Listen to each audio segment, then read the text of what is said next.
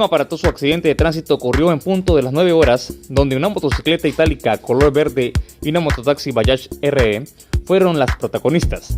Pese al incidente, no hubo pérdidas humanas que lamentar. El hecho aconteció en el cruce de las calles 10 por 19, donde la unidad de transporte público circulaba sin pasajeros por la calle 10, mientras que la motocicleta lo hacía por la calle 19. Por fortuna, ambos guiadores vehiculares no sufrieron daños mayores y acordaron resolver los